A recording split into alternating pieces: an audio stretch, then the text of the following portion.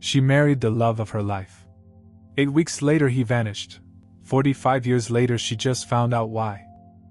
Grace Mitchell had never believed in love at first sight until she saw Julian Morrow painting in Washington Square Park on that crisp October morning in 1979.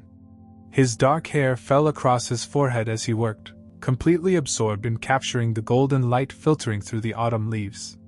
She had been rushing to catch the subway to her teaching job at PS 118, but something about his intense concentration made her stop. "Excuse me," she called out, adjusting her worn leather satchel. "That's beautiful." Julian looked up, his deep brown eyes meeting hers with a mixture of surprise and wariness. Paint streaked his fingers, and there was a smudge of ochre on his left cheek. "You think so?" His voice carried the faintest trace of an accent she couldn't place. "I do. The way you've caught the light, it's like you're painting time itself." A slow smile spread across his face, transforming his serious expression into something that made Grace's heart skip. "That's exactly what I'm trying to do. Capture moments before they disappear forever." That was how it began. Grace, 26 and practical to her core, found herself drawn into Julian's world of shadows and light, of paint-stained fingers and passionate conversations that lasted until dawn. He lived in a cramped fourth-floor walk-up on the Lower East Side, where canvases leaned against every available wall surface. The smell of turpentine and coffee mingled in the air, and Grace discovered she loved the controlled chaos of his creative space. "I've been moving around for years," Julian told her one evening as they sat on his fire escape, sharing Chinese takeout and watching the city lights twinkle below. "Never stayed anywhere long enough to call it home. But when I'm with you..." He paused, searching for words. "When I'm with you, I feel like I could stop running." Grace wanted to ask what he was running from, but something in his expression warned her away from probing too deeply. Instead, she reached for his hand, feeling the calluses from years of holding brushes and palette knives. Their courtship was a whirlwind of stolen moments between her teaching schedule and his attempts to sell his artwork on the street. Julian would appear at her school with coffee and a sketch he'd made of her from memory, or surprise her with picnics in hidden corners of Central Park. He painted her constantly, quick studies of her grading papers, sleeping, laughing at something he'd said. Each sketch revealed how intently he watched her, how he seemed to be memorizing every detail. "You're documenting me," she teased one afternoon, finding him sketching her as she read. "I'm learning you," he corrected, his voice serious. "Some things are too important to trust to memory alone." The proposal came just 3 months after they'd met. Julian had been more restless than usual, pacing his small apartment like a caged animal. Grace had learned to recognize these moods, moments when the shadows in his past seemed to press closer. "Marry me," he said suddenly, turning from the window where he'd been staring at the street below. Grace looked up from the book she'd been reading, her heart hammering. "Julian, I know it's fast. I know you barely know me. But Grace, I love you in a way that feels like drowning and breathing at the same time. I need you to be mine before." He stopped himself, running a hand through his dark hair. "I need you to be mine." The wedding was small, just Grace's sister Helen as witness, and a justice of the peace in a courthouse ceremony. Julian had no family to invite, or at least none he was willing to contact. Grace wore her mother's pearl necklace and a simple white dress she'd bought on sale at Macy's. Julian wore a suit that had seen better days but had been carefully pressed for the occasion. The wedding gift he gave her took her breath away. It was a painting, roughly 3 feet by 4 feet, of a woman standing at the edge of a dark forest. The woman's face was turned away, but Grace recognized her own posture, the way she held her shoulders. The painting was moody and atmospheric, with layers of paint that created an almost three-dimensional effect. "It's called The Last Promise," Julian said, his voice tight with emotion. "I started it the day I met you, but I can't seem to finish it. Every time I try to complete it, something stops me." Grace traced the edges of the canvas with her finger, feeling the texture of the paint. "It's perfect as it is. Some things don't need to be finished to be complete." Julian's expression grew troubled. "No, Grace. Some promises need to be kept. I need more time. Their honeymoon was 8 weeks of the most intensely happy period of Grace's life. They couldn't afford to travel, so they turned Julian's tiny apartment into their entire world. He painted while she graded papers, and in the evenings, they would walk through the village, talking about everything and nothing. Julian seemed to relax during those weeks, the haunted look in his eyes fading as he settled into the rhythm of married life. But Grace began to notice things. The way he never answered his phone when she was there. How he would sometimes stop mid-sentence when talking about his past, as if catching himself before revealing too much. The careful way he sorted through his mail, discarding certain letters without opening them. When she asked about his family, his answers were vague and contradictory. "I don't have family in the traditional sense," he told her when she pressed. "I've made some mistakes, Grace. Hurt people I cared about. Sometimes the kindest thing you can do is stay away. But surely there's someone." "There's you now," he said, pulling her close. "You're my family. You're all I need." The end came without warning. Grace woke up on a Tuesday morning in December to find Julian's side of the bed cold and empty. She called out his name, thinking he'd gotten up early to paint, but the apartment was silent. His easel stood empty, brushes cleaned and arranged with unusual care. The coffee maker was cold, and there was no sign he'd eaten breakfast. At first, she thought he'd gone out for supplies or maybe to try to sell some paintings. But as the hours passed and he didn't return, a cold dread settled in her chest. She checked his closet. All his clothes were still there. His paintings lined the walls as always. Even his wallet was on the bedside table, though she noticed his driver's license was missing. She called the police, but they weren't much help. "Adults have the right to leave," the officer explained patiently. "No signs of struggle, no evidence of foul play. Maybe he just needed some space." But Grace knew better. Julian wouldn't have left without saying goodbye. He wouldn't have left his paintings. They were his life's work, his identity. And he wouldn't have left her, not after everything they'd shared. Days turned to weeks. She filed a missing person report, called hospitals, even hired a private investigator with money she couldn't afford to spend. But Julian Morrow seemed to have vanished as completely as if he'd never existed at all. No bank activity, no credit card use, no trace of him anywhere. The only thing he'd left behind was the last promise, hanging on the wall above their bed, still unfinished, still waiting for him to complete it. Grace would stare at it for hours, searching for clues in the brushstrokes, trying to understand what had driven the man she loved to disappear from her life as suddenly as he'd entered it. Winter turned to spring, and slowly, Grace began to accept that Julian wasn't coming back. But she never stopped wondering why he'd left, or what promise he'd been trying to keep when he painted that haunting, incomplete canvas that now served as the only proof that their love had ever existed at all. 45 years. Grace counted them sometimes, marking the anniversaries of both their wedding and Julian's disappearance like a woman keeping track of a prison sentence. She was 71 now, her dark hair silver, her hands marked by decades of chalk dust and careful living.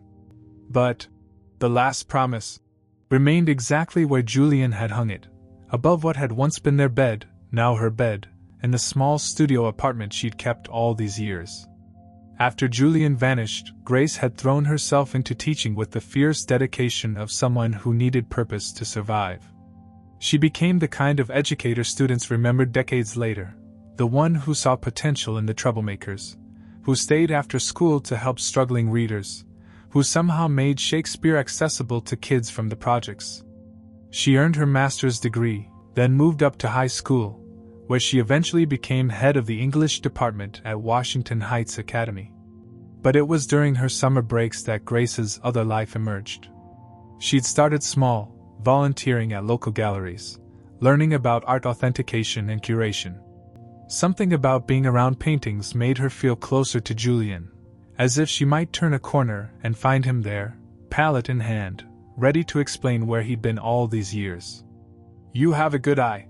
Marcus Chin, the director of the Riverside Community Arts Center, had told her during her 3rd year of volunteering. "Have you ever considered making this more than a hobby?" Grace had laughed, but the seed was planted. Over the years, she became a respected figure in New York's smaller art circles. She could spot a fake from across the room, had an intuitive understanding of brushwork and technique that impressed even seasoned experts. She curated exhibitions for emerging artists, helped authenticate pieces for estate sales, and built a reputation for being both generous with unknown artists and uncompromising when it came to quality. Everyone assumed her expertise came from study, but Grace knew the truth. She'd learned to read paintings the way other people read faces, searching for the telltale signs that might one day lead her back to Julian. She memorized the way different artists held their brushes, the signature patterns of their strokes, the subtle choices that made each painter's work as unique as a fingerprint.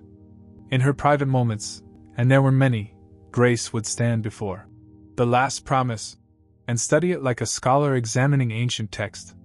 She knew every shadow, every brushstroke, every place where Julian had hesitated or pushed forward with confidence. The painting had become her prayer, her meditation, her connection to a love that felt increasingly like something she might have imagined. She never remarried. There had been offers. David Kemper, the kind history teacher who'd asked her out for coffee dozens of times, Dr. Richard Alston, the widowed physician she'd met at a gallery opening who'd courted her with patient persistence for nearly 2 years. Grace had tried, briefly, to open her heart to the possibility of love again, but every potential relationship felt like a betrayal of something sacred. "He's been gone for 15 years," her sister Helen had said during one of their monthly dinners. "Don't you think it's time to let yourself be happy again?" "I am happy," Grace had replied, and she meant it. She had her students, her artwork, her quiet routines. She'd built a life that was meaningful and full, even if it was solitary. But she never stopped looking. At every gallery opening, every art fair, every small exhibition in community centers and coffee shops, Grace searched the crowds and studied the paintings with the desperate hope of someone who believed in miracles. She'd follow leads that went nowhere: a painter in Philadelphia whose style reminded her of Julian's, a reclusive artist in Vermont who supposedly painted under multiple names, a mysterious collector who bought and sold pieces through anonymous intermediaries. The internet age made her search easier and more frustrating in equal measure. She could research artists worldwide, but the sheer volume of information often felt overwhelming. She'd spend hours scrolling through online galleries, art auction sites, museum collections, always searching for that particular combination of shadow and light that would tell her Julian was still alive, still painting, still somewhere in the world. Her apartment became a kind of shrine, though she never thought of it that way. The walls were lined with prints and photographs of paintings she'd encountered in her searches, not because she thought they were Julian's work, but because they reminded her of his style, his approach to color and composition.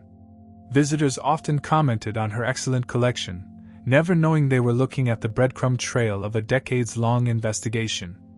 On quiet Sunday mornings, Grace would make coffee and sit in the chair across from The Last Promise, reading the newspaper or grading papers, but always aware of the painting's presence. Sometimes she talked to it, updating Julian on her life, sharing the small triumphs and disappointments that marked the passage of time. "Mrs. Rodriguez's son got into Columbia," she might say. "Remember how you always said education was the only thing no one could take away from you? I think you would have liked him. He has that same intensity you had when you painted." Then came the invitation that changed everything. Grace found it slipped under her apartment door on a Tuesday evening in October 2024, 45 years and 10 months after Julian had disappeared.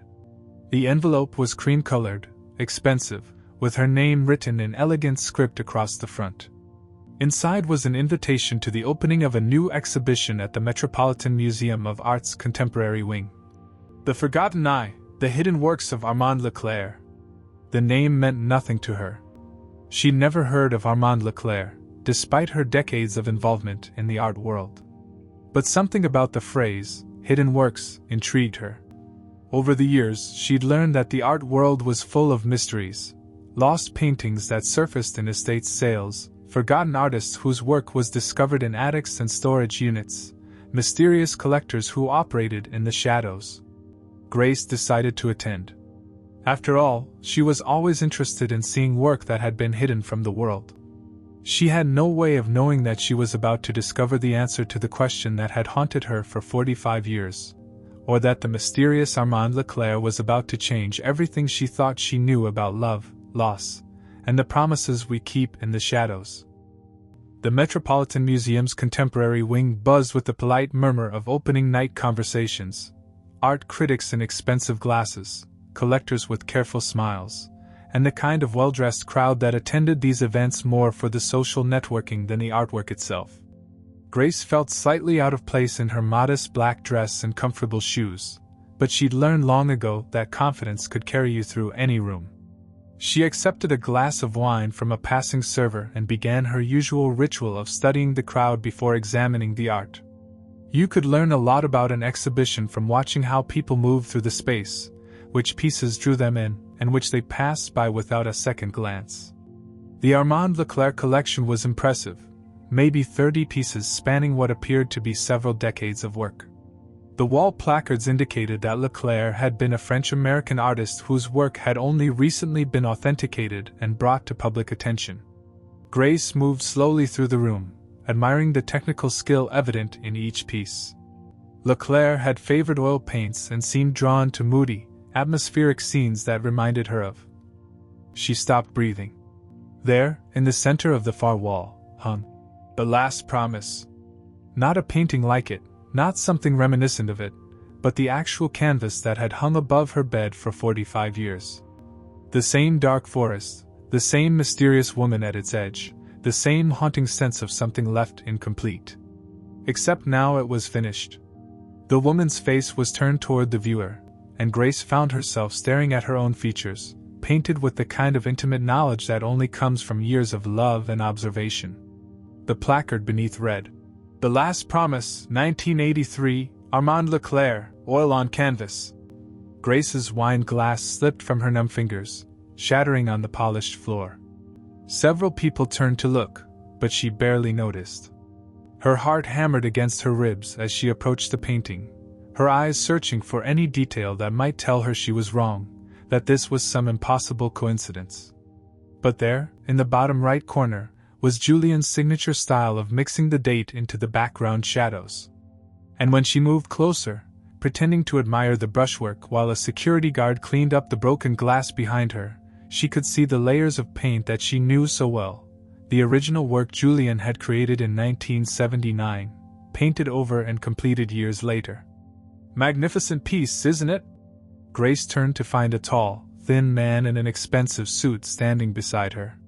His name tag identified him as Elliot Mann, gallery director. He was perhaps 60, with carefully styled gray hair and the kind of smooth manner that came from years of dealing with wealthy patrons. "It's..." Grace struggled to find her voice. "It's extraordinary. This artist, Armand Leclerc, I'm not familiar with his work." Something flickered across Elliot's face, so quickly that Grace almost missed it. "Yes, well, he was quite reclusive. His work only came to our attention recently, through a private estate. We're thrilled to be able to share it with the public for the first time." "When did he die?" Grace asked, her voice carefully neutral. 3 years ago. 2021. Such a tragedy when the art world loses a talent like this." Elliot's words were smooth, practiced, but Grace caught the way his eyes avoided hers. "And his real name?" "I'm sorry. Armand Leclerc sounds like a pseudonym. Many artists work under assumed names, especially if they're reclusive, as you put it." Elliot's smile became strained. "I'm afraid that's all the information we have about the artist's personal life. He was quite private, you understand. Some artists prefer to let their work speak for itself." Grace turned back to the painting, her mind racing. This piece in particular, The Last Promise, it's dated 1983, but there's something about the brushwork that suggests it might have been started earlier and completed later. Do you know anything about the artist's process? I wouldn't know about such technical details, Elliot said quickly, taking a step back. If you'll excuse me, I should check on the other guests. But Grace wasn't finished. Mr. Mann, I need to ask you something, and I hope you'll be honest with me. That painting, I have reason to believe I've seen it before. Or at least part of it. Elliot went very still. I'm sorry, but that's impossible. This is the first time any of Leclerc's work has been displayed publicly. I didn't say publicly. Grace's voice was steady, but inside she felt like she was falling through space. Mr. Mann, I know this sounds crazy, but I think my husband painted that canvas. The original version, anyway. He disappeared 45 years ago, and that painting, or one exactly like it, was the last thing he left behind. The color drained from Elliot's face. He glanced around the room, as if checking to see who might be listening, then leaned closer to Grace. Ma'am, I think there's been some misunderstanding. There's no misunderstanding. Grace reached into her purse and pulled out a small photograph, creased from years of handling. It showed her and Julian on their wedding day, and in the background, propped against the wall of his apartment, was the unfinished version of The Last Promise. Elliot stared at the photograph for a long moment, his hands trembling slightly. When he looked up, his carefully composed gallery director persona had cracked completely. Who are you? He whispered. Grace Mitchell. I was Grace Moreau for exactly 8 weeks, 45 years ago. And that painting belongs to me. This is impossible. Elliot muttered, more to himself than to her. He said you would never. He stopped himself, clamping his mouth shut. He said I would never what? Grace's voice rose despite her efforts to stay calm. Who said? Who are you talking about? But Elliot was already backing away, shaking his head. I can't. This conversation never happened. I'm sorry, but you need to leave. Mr. Mann, please. Security. Elliot called, his voice cracking. I need security. Grace felt the eyes of nearby guests turning toward them, curious and slightly scandalized. She had maybe 30 seconds before security arrived and escorted her out, 30 seconds to get answers to questions that had haunted her for nearly half a century. At least tell me this, she said quickly, stepping closer to Elliot.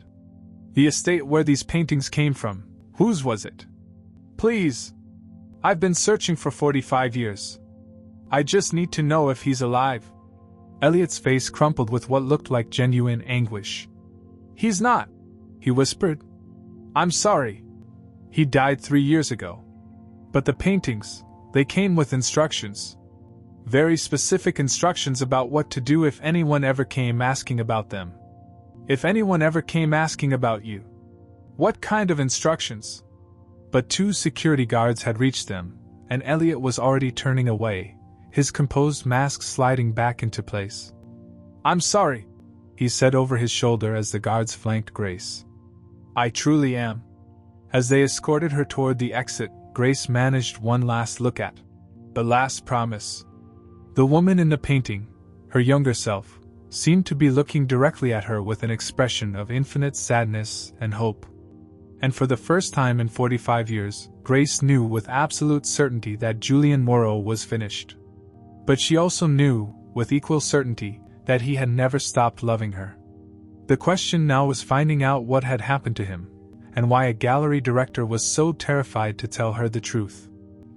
Grace didn't sleep that night. She sat in her apartment, staring at the empty space on the wall where The Last Promise had hung for 45 years. She'd removed it years ago when the constant reminder became too painful, storing it carefully in her bedroom closet. Now she pulled it out, unwrapping it from its protective cloth, and held it up to the light. The painting was definitely unfinished. Where the museum's version showed her face turned toward the viewer with loving detail, her version showed only the back of the woman's head, hair flowing in an unseen wind. The brushstrokes matched perfectly with what she'd seen at the museum. This was undoubtedly the original version that Julian had given her on their wedding day. By morning, Grace had made a decision. If Elliot Mann wouldn't tell her the truth, she'd find it herself. She called in sick to school for the first time in 15 years and took the subway to the main branch of the New York Public Library. If Armand Leclerc had been selling paintings for decades, there had to be a paper trail somewhere. Gallery sales, auction records, estate documentation, something that would lead her to the truth. It took her 3 days of methodical searching, but eventually she found what she was looking for in the obituary section of a small Vermont newspaper from 2021. The death notice was brief. Leo Marchand, 67, reclusive artist, died peacefully at his home in Stowe. No services planned. Estate to be handled by Mann and Associates Gallery Services. Leo Marchand. Another assumed name, but the age was right. Julian would have been 67 in 2021. And Mann and Associates had to be connected to Elliot Mann. Grace printed the obituary and took the next bus to Vermont. The address listed for Leo Marchand led her to a small cabin studio nestled in the woods outside Stowe. It was the kind of place an artist might choose if he wanted to disappear completely, isolated, surrounded by the kind of natural beauty that would inspire a painter, but far from anyone who might ask uncomfortable questions. The current owners, a young couple named Sarah and Mike Chin, had bought the property 6 months earlier and were renovating it as a weekend retreat. They were happy to let Grace look around, especially when she explained that she was researching the previous owner for an art history project. "The guy who lived here was definitely an artist," Sarah said as she led Grace through the small cabin. "The whole back room was set up as a studio.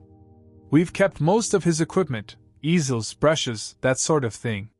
We thought about selling it, but somehow it felt wrong to break up a workspace that had obviously meant so much to someone." The studio took Grace's breath away. It was Julian's apartment in the Lower East Side all over again, the same organized chaos, the same careful arrangement of supplies, even the same coffee mug sitting on a windowsill. But this studio had decades' worth of work in it. Canvases lined every wall, and Grace recognized Julian's hand in every single one.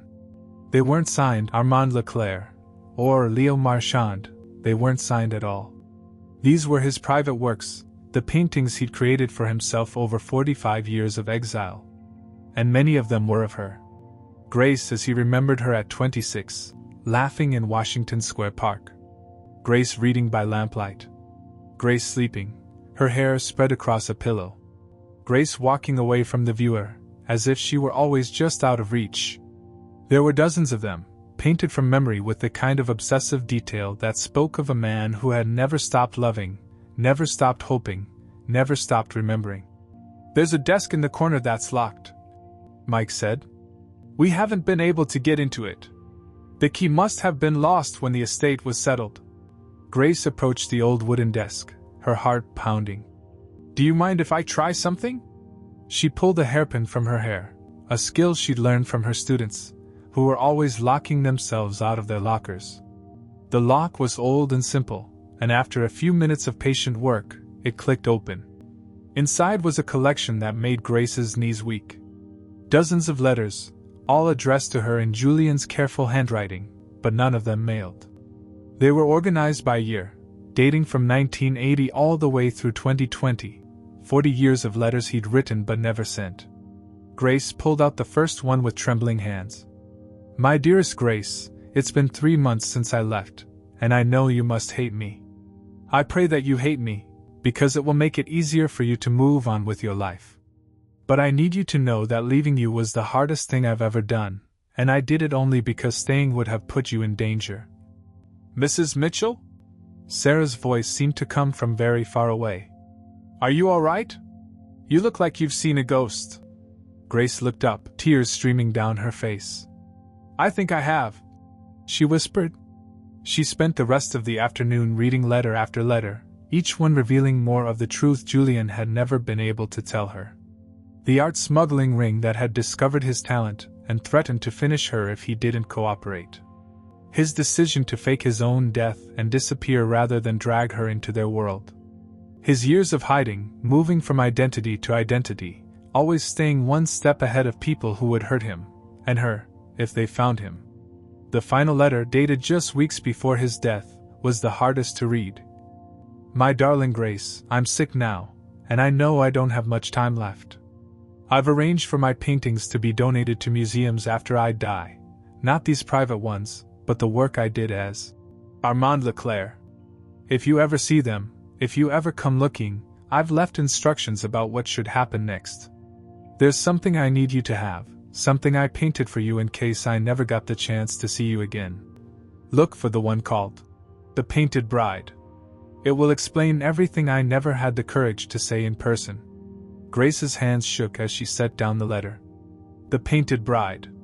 She hadn't seen any painting by that name at the museum exhibition, which meant it was probably still here somewhere, waiting for her to find it. And as she searched through the studio with new purpose, Grace realized that Julian's final promise was about to be kept at last. Grace searched every corner of the studio twice before she found it. Hidden behind a false panel in the back wall, a panel so cleverly concealed that she only discovered it when she noticed the wood grain didn't quite match, was a narrow space containing a single canvas wrapped in pristine white linen. The fabric was tied with a faded blue ribbon, the same color as the dress she'd worn on their first date. Attached to the ribbon was a small card in Julian's handwriting. For Grace, when it's safe. All my love, always. J.M. Sarah and Mike had retreated to the main cabin, sensing that Grace needed privacy for whatever she was discovering. Alone in the studio surrounded by Julian's life's work, Grace carefully untied the ribbon with trembling fingers. The linen fell away like a veil, revealing a painting that took her breath away. The Painted Bride showed her not as the young woman Julian had married, but as she was now, silver-haired, lined by time and experience, wearing the quiet dignity of someone who had weathered decades of loss and emerged stronger. But her eyes in the painting held the same spark they'd had at 26, the same capacity for love that had drawn Julian to her in Washington Square Park so many years ago. He had painted her as beautiful, not despite her age but because of it. Every line on her face was rendered with tender precision, every silver strand of hair caught the light like spun metal. She wore a simple white dress that seemed to glow against the dark background, and in her hands she held a single red rose, the same flower Julian had sketched for her during their courtship. But it was her expression that undid Grace completely. Julian had painted her with a look of infinite understanding, as if she could see right through the canvas to where he had been sitting, year after year, painting her face from memory and dreaming of the day she might forgive him. Grace sank into the old wooden chair by the easel, clutching the painting to her chest as 45 years of grief finally found its release. She wept for the time they'd lost, for the life they never had together, for the choice Julian had made to protect her even at the cost of his own happiness. But underneath the sorrow was something else, a profound sense of completion, as if a part of her soul that had been missing had finally come home. When her tears subsided, she turned the canvas over and found Julian's final message written on the back in his careful script. *, my darling Grace, if you're reading this, then I am gone and you have found the truth at last. I want you to know that every day of our separation was agony, but I would make the same choice again if it meant keeping you safe. You were my light in the darkness, my reason for continuing when everything else seemed hopeless. I vanished to protect you. I painted to keep you alive in my heart. I loved you every single day. The men who threatened us are gone now, most finished, some in prison, all powerless to hurt you anymore.